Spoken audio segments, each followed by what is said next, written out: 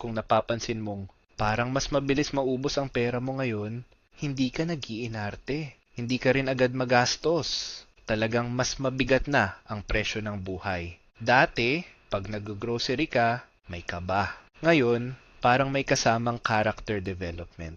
Pagdating sa cashier, parang gusto mong itanong, "Excuse me, groceries ba to o concert ticket?" Tapos sa gas station, imbes na full tank, full acceptance na lang. At kahit hindi ka laging bumibiyahe, damay ka pa rin. Kasi kapag tumataas ang oil, tumataas ang pamasahe, delivery cost, presyo ng pagkain, at halos lahat ng basic needs. So in this video, pag-uusapan natin ang financial planning and budgeting para sa totoong buhay ng mga Filipino. Hindi ito yung budgeting na parang bawal ka ng sumaya. Hindi rin ito yung bawal magkape, bawal lumabas, bawal huminga. Ang goal natin is simple. Paano ka magkakaroon ng control sa pera mo kahit tumataas ang presyo ng halos lahat? Part 1. Bakit mas mahirap mag-budget ngayon? Let's be real. Maraming middle-class Filipinos ang hindi naman maluho. Hindi naman araw-araw naka-fancy coffee. Hindi naman weekly bumibili ng gadget. Hindi naman laging naka-checkout spree. Pero bakit parang laging bitin? Simple, kasi iba ang budget kapag stable ang presyo at iba ang budget kapag lahat tumataas. Kapag mahal ang fuel, mahal ang transport. Kapag mahal ang transport, mahal ang delivery. Kapag mahal ang delivery, mahal ang grocery. Kapag mahal ang grocery, mas mabilis maubos ang sweldo. Tapos may bills ka pa. May kuryente, may internet, may tuition, may gamot, may pangbahay, may biglang ambagan na parang lumilitaw mula sa kadiliman. So ang problema ngayon, hindi lang spending. Ang problema is this: hindi na pwedeng lumang budget sa bagong presyo ng buhay.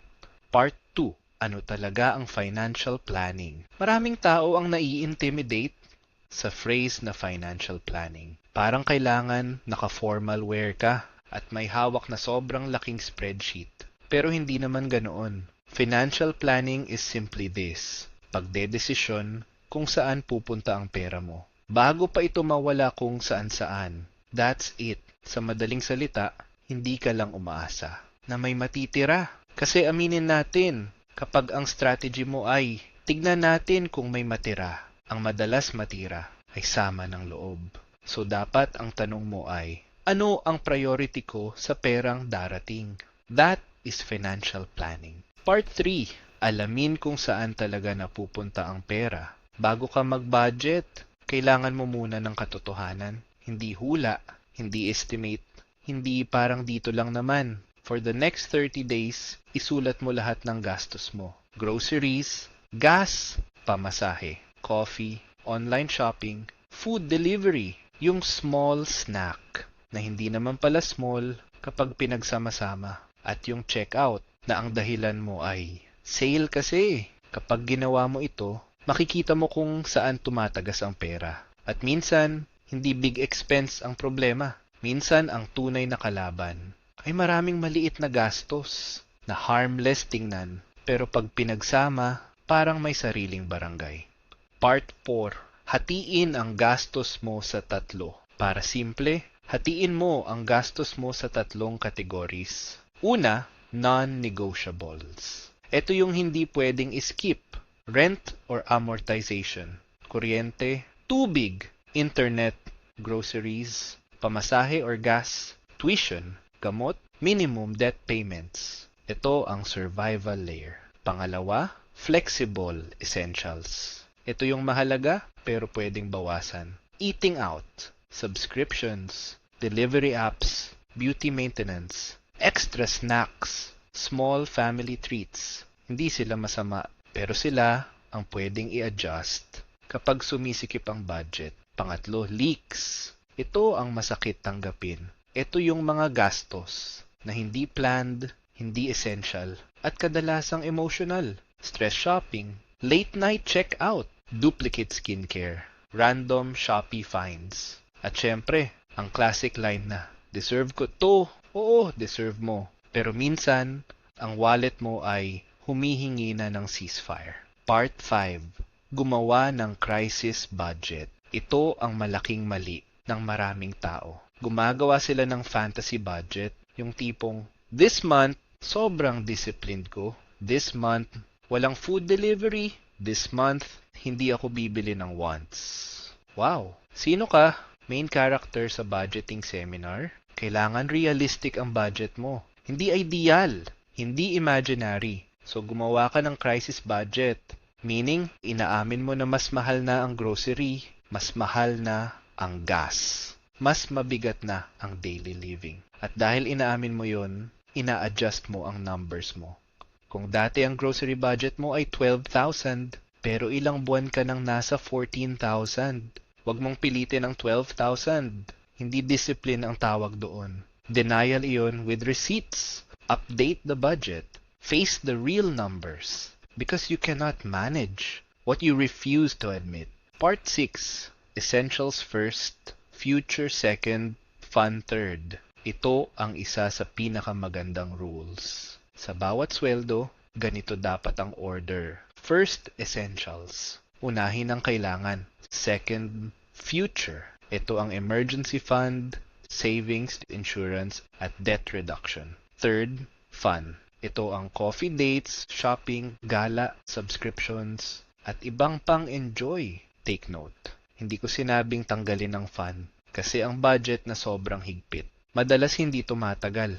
Kapag masyado mong pinipigilan ng sarili mo, darating ang araw na bigla ka na lang mag-check out na parang may emotional sponsorship.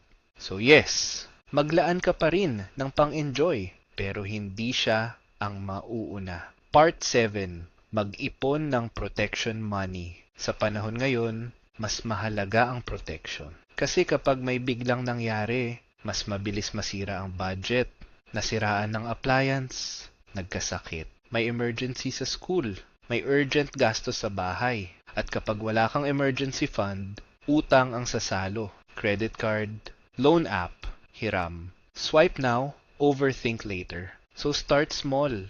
Hindi mo kailangang buuin agad ang 6 months emergency fund. Pwede kang magsimula sa 5,000, then 10,000, then 20,000. Unti-unti, ang goal is not perfection. The goal is protection. Because in a crisis, cash buffer is peace of mind. Part 8. Bantayan ang mga gastos na pinakatinamaan ng taas presyo. May 3 categories na dapat mong mas bantayan ngayon. Una, transport and gas. Kung nagda-drive ka, ramdam mo agad. Kung nagko-commute ka, ramdam mo rin indirectly. So tanungin mo ang sarili mo. May lakad ba akong pwedeng pagsabayin? May route ba akong pwedeng i-optimize? May unnecessary trips ba akong pwedeng bawasan? Pangalawa, groceries. Ito ang battlefield ng bawat pamilya. Kaya maglista bago umalis. Mag-meal plan, iwas impulse buys. At tingnan kung aling items ang paulit-ulit nagpapalaki ng bill. Pangatlo, convenient spending.